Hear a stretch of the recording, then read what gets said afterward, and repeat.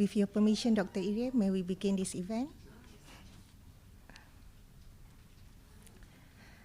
Dr. Rebecca Fatima Stamaria, Executive Director of Asia Pacific Economic Cooperation, His Excellency Haji Shahbuddin Haji Musa, Ambassador of Brunei Darussalam, senior officials and representatives from the APEC member economies embassies in Japan, senior officials from the Ministry of Economy, Trade and Industry, media partner, distinguished guests, ladies and gentlemen, konnichiwa.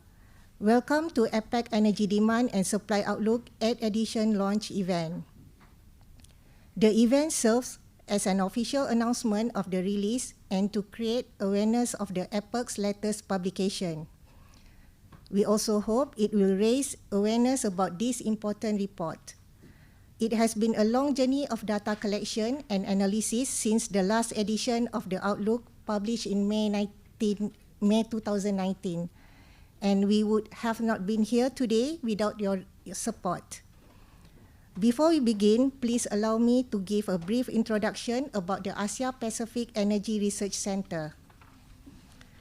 The Asia Pacific Energy Research Center, or APEC, was established in July 1996 in Tokyo, pursuant to the action agenda adopted by the APEC economic leaders at the Osaka Summit in November 1995. The government of Japan generously agreed to host the center. The primary objective of APEC is to foster understanding amongst APEC member economies of energy demand and supply trends, energy infrastructure development, energy regulatory reform, and related policy issues in view of the regional prosperity. Distinguished guests, ladies and gentlemen, today we are honored to have the Executive Director of the Asia Pacific Economic Cooperation with us. She has been actively advising and provide support for APEC's 21 diverse member economies. She spent years as a top-level civil servant and trade negotiator in Malaysia. As Secretary General of the Ministry of International Trade and Industry, she oversaw the formulation of the Malaysia's position in major agreements, such as the Trans-Pacific Partnership. And as representative to the Association of Southeast Asia Nations, Dr. Rebecca chaired the body that drafted ASEAN's economic community blueprints for year 2015 and 2025. Distinguished guests, ladies and gentlemen, let's give a warm welcome to Dr. Rebecca Fatima Stamaria, Executive Director of Asia Pacific Economic Cooperation, for her remarks. Thank you.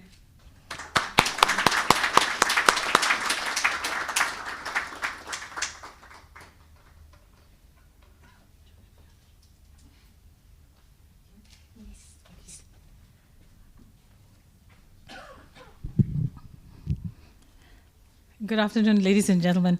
Dr. Kazutomo Iri, President of the Asia Pacific Energy Research Center, Ambassador Shahbuddin from Brunei, thank you for joining us. Members of the APERC Advisory Board, ladies and gentlemen, hold on, I don't want to have to mess that one up.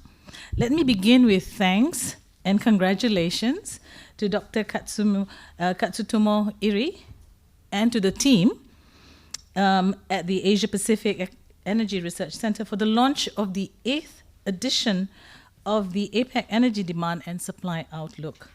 I'm really happy to be here for the launch, and I think it's really an opportunity that this coincided with my visit to Tokyo for the state funeral. So I'm really happy that I have this opportunity to be with you all. Yeah. And this is the first since this report, the launch of this report is the first since COVID-19 restricted travel and changed the economic landscape and our lives. So thank you again for this kind invitation. Please allow me to present my sharing in 3 parts. 1, the relevance of this report in the context of the work we're doing in APEC. 2, our priorities under Thailand's leadership this year. And 3, what to expect in 2023. Climate change is a global threat, but its effects are especially felt in the Asia-Pacific region, where thousands of vulnerable communities are exposed to extreme weather events. Even as we're speaking now, I know my friends in the Philippines and Canada are experiencing some, and Vietnam are experiencing some really tough weather. In November 2021, the APEC economic leaders reinvigorated APEC's resolve to integrate action on climate change into relevant APEC work streams.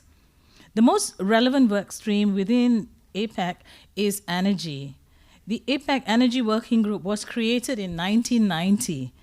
So energy is therefore a portfolio that's almost as old as APEC itself. Without energy, modern industries, economic systems, global trade and technology that we use to communicate with each other instantly every day would be impossible. Ours is the challenge of balancing modern industry's need for energy with its impact on the environment. If we are to contribute to lives and progress to the next century, we, which means everyone around the globe, but especially us in the Asia-Pacific, must find and implement means to render energy consumption benign. Access to meaningful data and statistics is essential for advancing these initiatives. Unfortunately, access to data that would be relevant remains limited. This can hinder policymakers from making the best choices based on empirical evidence. Such is the increased relevance and importance of the energy demand and supply outlook that we're launching today. Within APEC, it is one of the most widely referenced source of data and analysis to help policymakers plan the difficult but necessary transition to renewable and clean energy. I must also express appreciation for the Outlook's continued, well-thought-out presentation of the different scenarios by which we may reach carbon neutrality based on current and altered policy trends. The report is made relatively easy for a layperson to understand and therefore makes the heavy and consequential task of planning for future energy just a little bit lighter.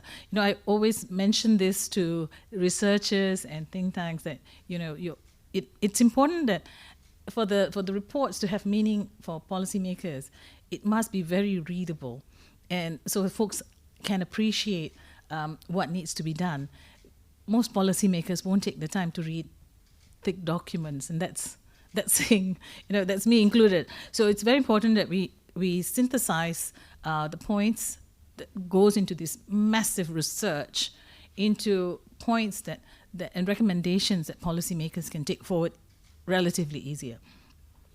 Since the last Outlook was published in 2019, that was before COVID, the APEC region's energy demand, supply, production, energy generation, and CO2 emissions have grown significantly. Add to the prediction made by a 2021 APEC Policy Support Report.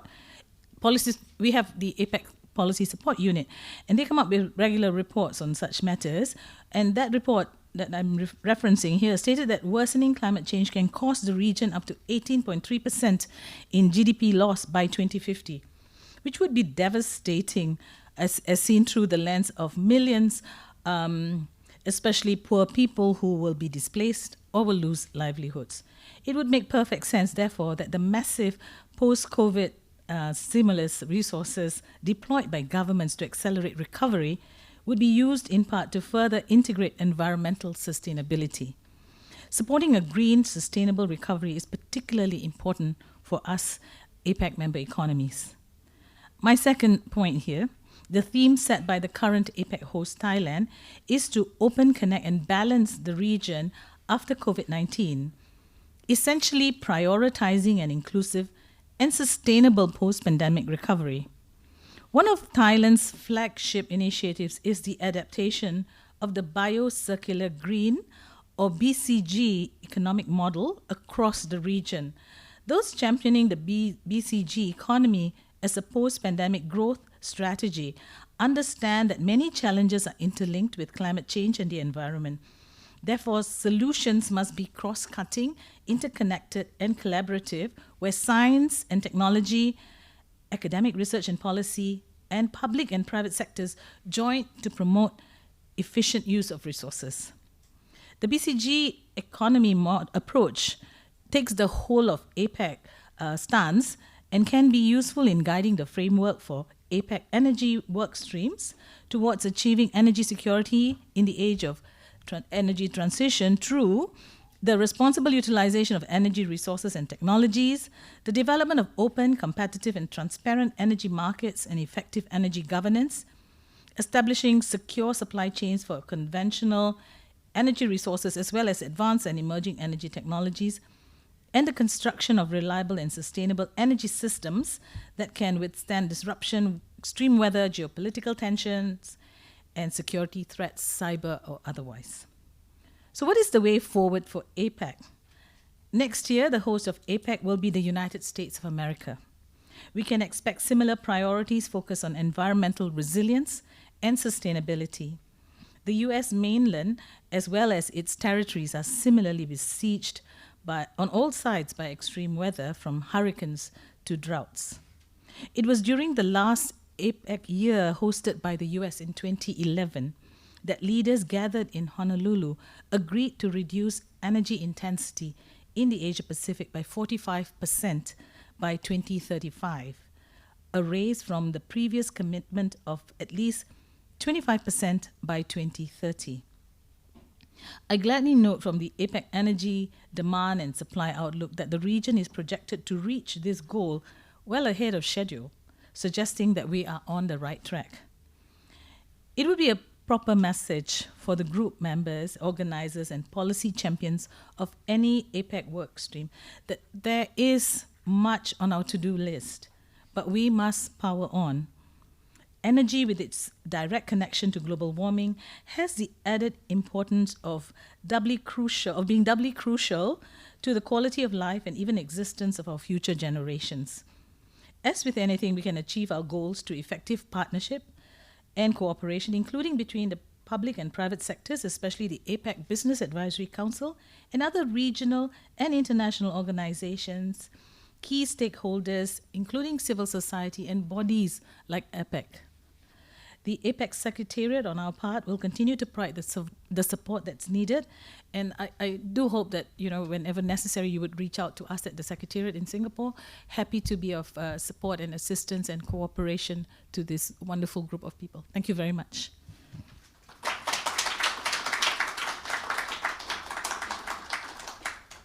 Thank you, Dr. Rebecca, for the informative and inspiring remarks. Next, before I welcome him to the stage, I would like to give a brief introduction to Dr. Kazutomo Irie, President of Asia Pacific Energy Research Center. Before joining APEC in 2012, he had worked mainly in energy, trade policy, and policy planning and studies in several government agencies, research and training institutes, and a university. He was appointed President of APEC in 2018, and since then, he has led APEC to achieve its vision and mission. Without further ado, I welcome Dr. Kazutomo Irie, President of Asia Pacific Energy Research Center, for his remark.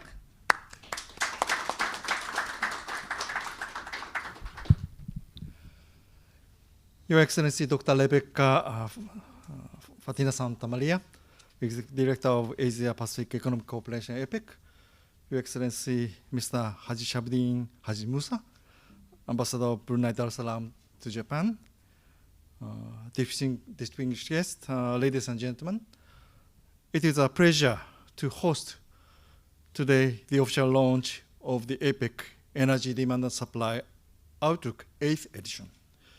And it is our great honor to have Dr. Rebecca, Ambassador Haji Musa, and other embassy representatives from the APEC member economies here in Tokyo as guests to this event. I believe we are publishing our 8th edition at a critical time. The current energy crisis of rising prices and inadequate supplies is confronting our governments with very difficult choices. Each APEC member economy is right now trying to find the right balance among three goals: decarbonization, energy security, and energy affordability. Finding the right balance is very difficult, and the policy and investments decisions made now will have ramifications for years to come. APEC was established in 1996 to provide analytic support, among other goals, to the energy ministers of the APEC member economies. The APEC Energy Demand and Supply Outlook is one of our flagship publications designed to provide that support. The 8th Outlook provides energy demand and supply projections for each of the 21 APEC economies for 2 scenarios from now until 2050. It is my hope that the analysis and insights contained in this outlook will provide valuable inputs to policymakers in each APEC economy as they confront the challenges created by the current energy crisis.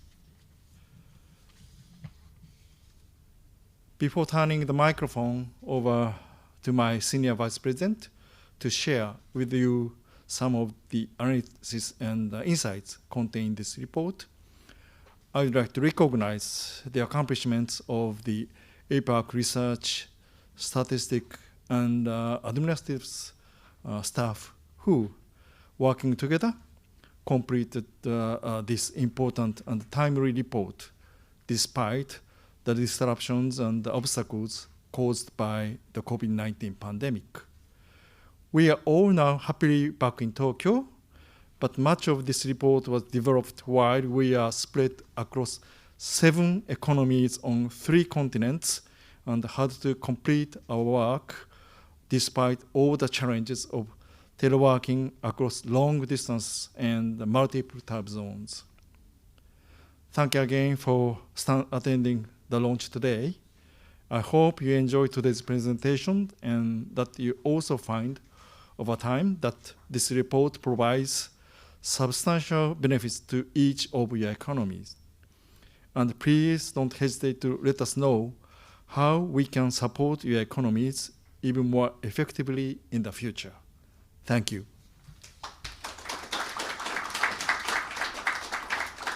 Thank you, Dr. Irie, for the remarks. As mentioned by Dr. Irie, APEC has been and will continue to be a strong organization committed to addressing energy challenges in the APEC region. Distinguished guests, ladies and gentlemen, in brief, the Outlook editions provide projections through 2050 of energy demand and supply for each of the 21 APEC member economies under 2 scenarios. The Outlook is designed to answer major questions about the energy future for each APEC economy. What are the possible energy demand and supply outlooks? What fuels and technologies will be needed to enable economic growth? How can government policies balance the goal of economic growth, energy security, and decarbonizations? I believe the 8th edition helps answer those questions. Let's give a warm welcome to Mr. Glenn Sweetnam, Senior Vice President of Asia Pacific Energy Research Center, for a presentation of key messages.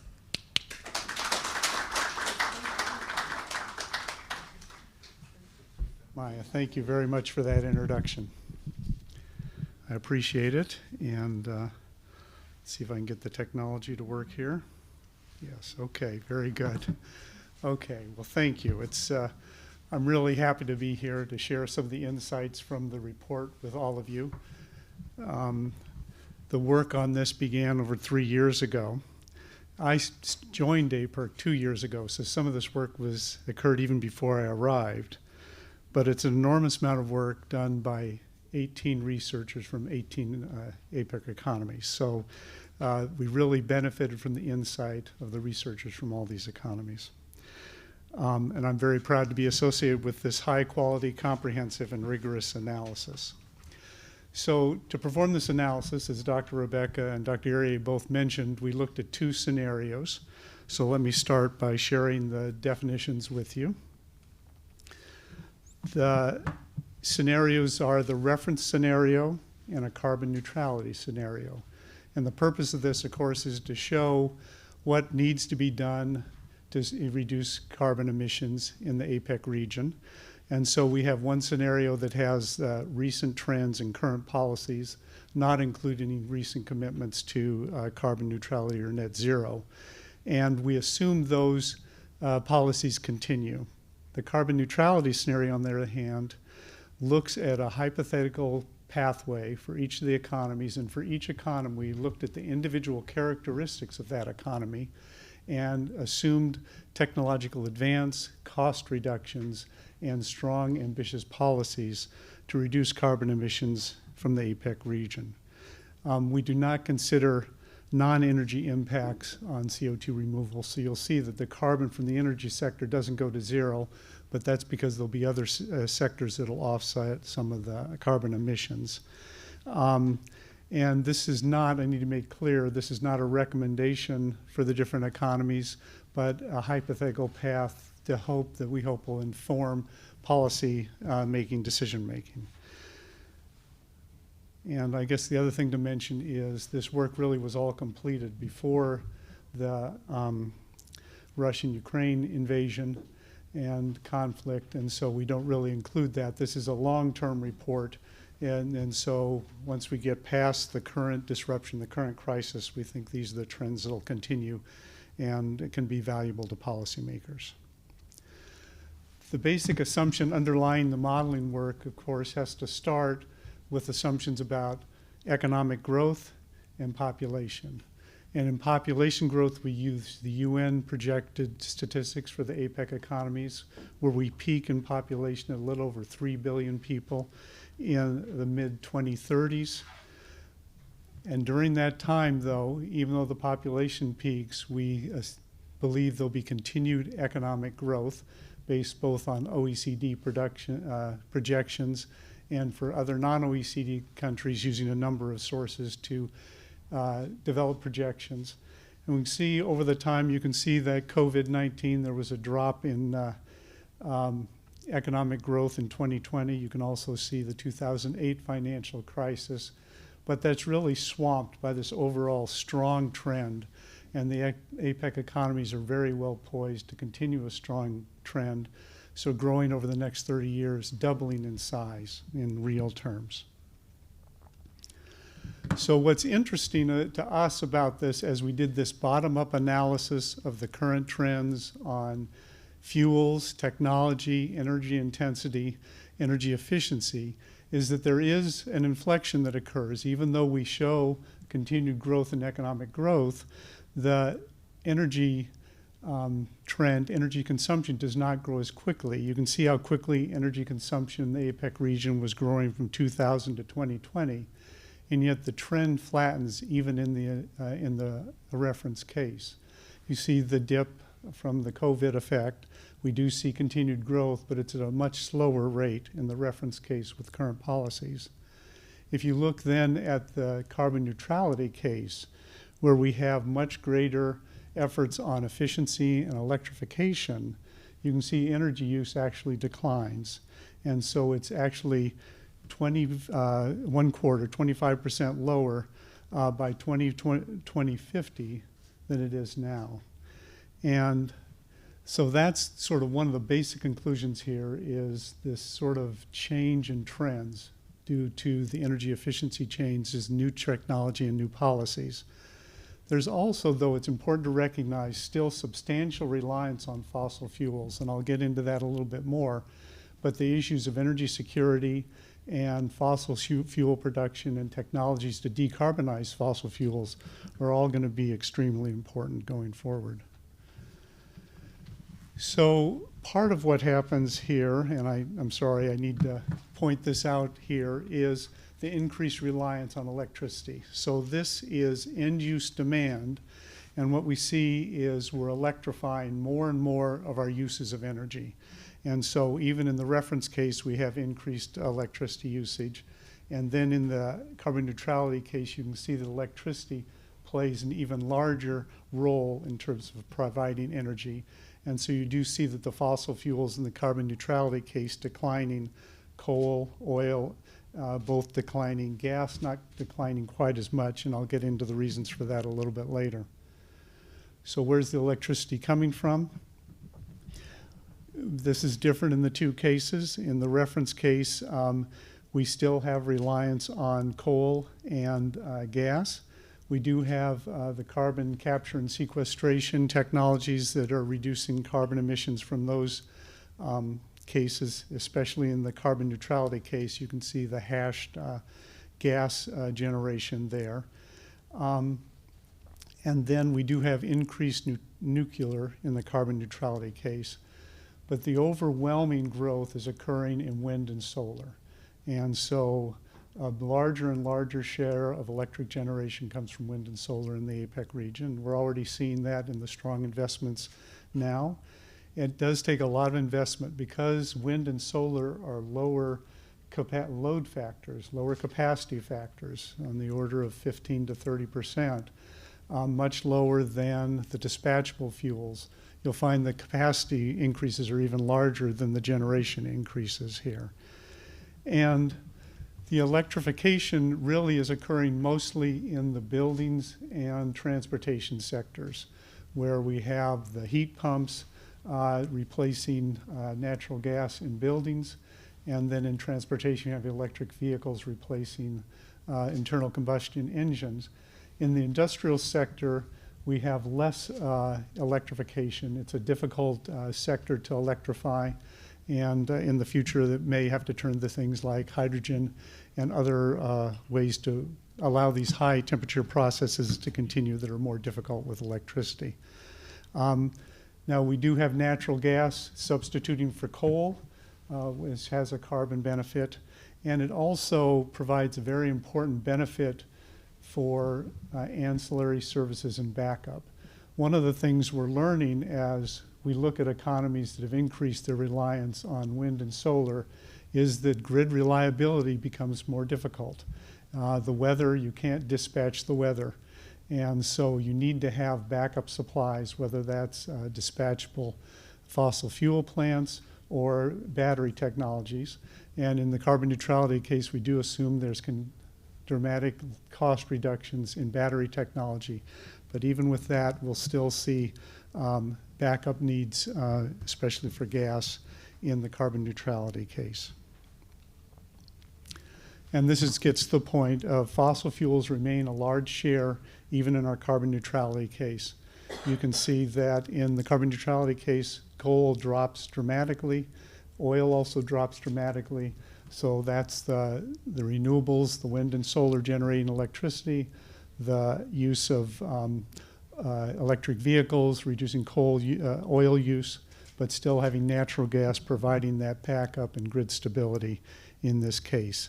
Oil supply is level in the reference case and declines in carbon neutrality case as, this is the oil production in the US, in APEC, the APEC economies, as world demand for oil declines, especially in the carbon neutrality case.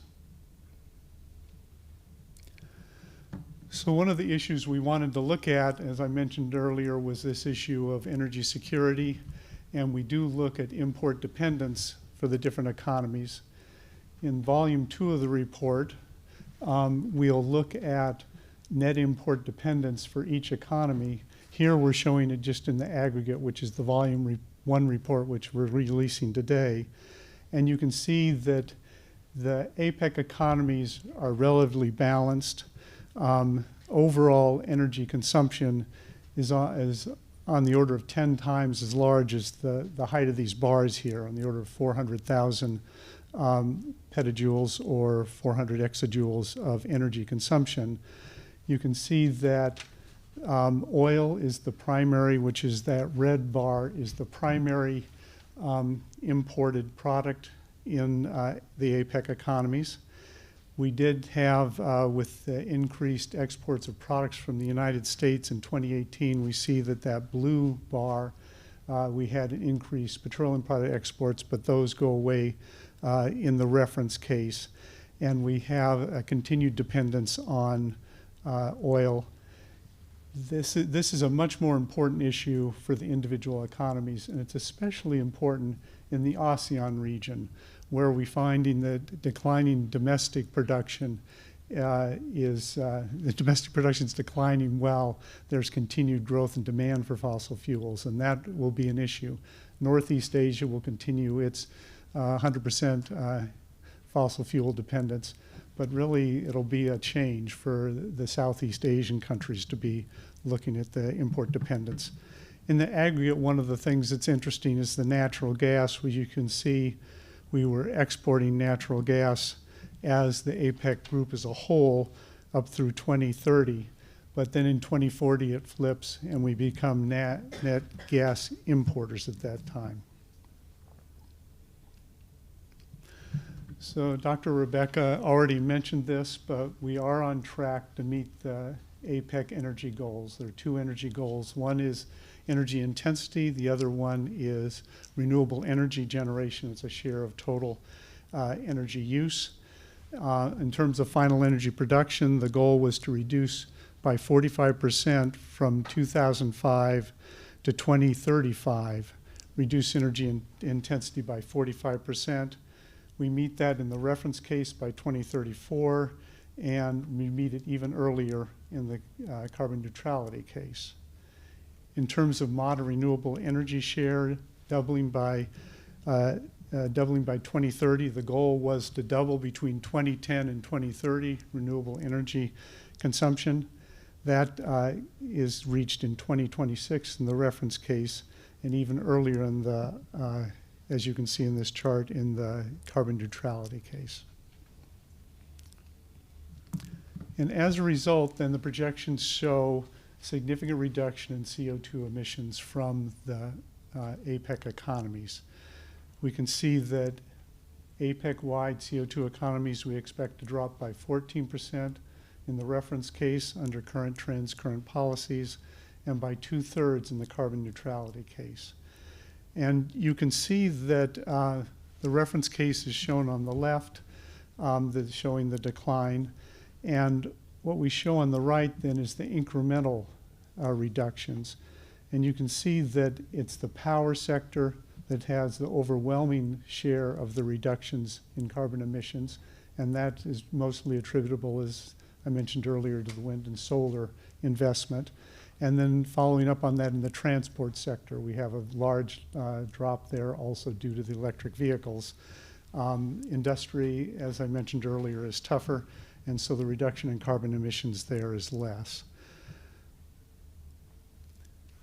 Finally, it's important to think about going forward what policies, or how do we think going forward about improving even further our emissions reductions. And so what we've done here is shown this sort of what's called a waterfall chart of carbon emissions. You can see the 2018 emissions, a little over 20,000 20 gigatons.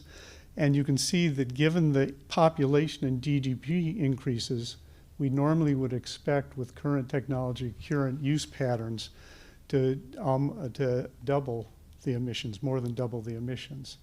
But in the reference case, the reductions in energy intensity through electrification reduce those emissions.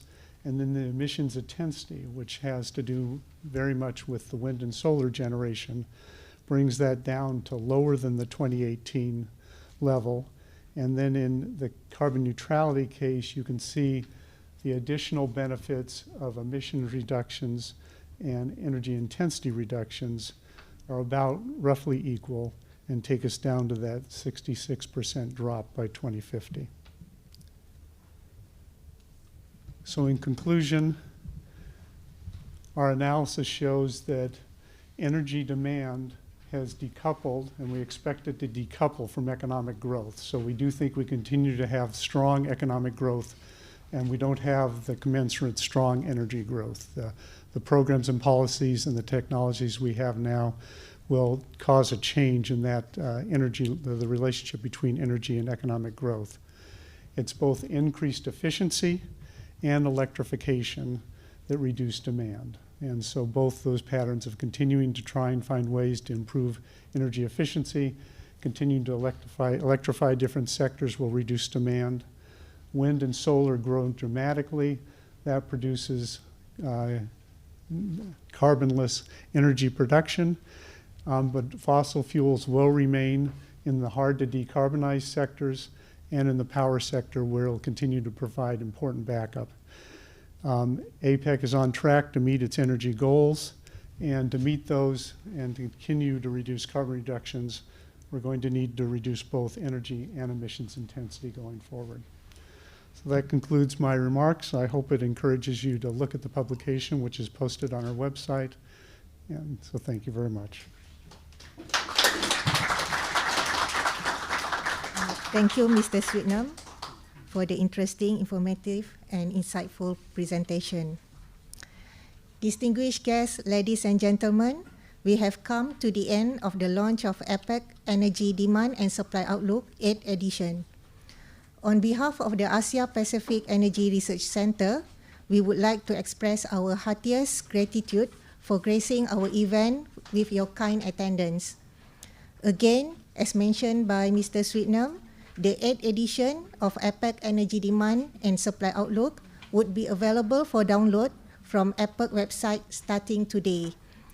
Please visit APEC website at www.apec.or.jp. Hope to see you again in 3 years for the launch. In 3 years, yes. For the launch of the 9th edition of APEC Energy Demand and Supply Outlook in 2025. Arigatou gozaimasu.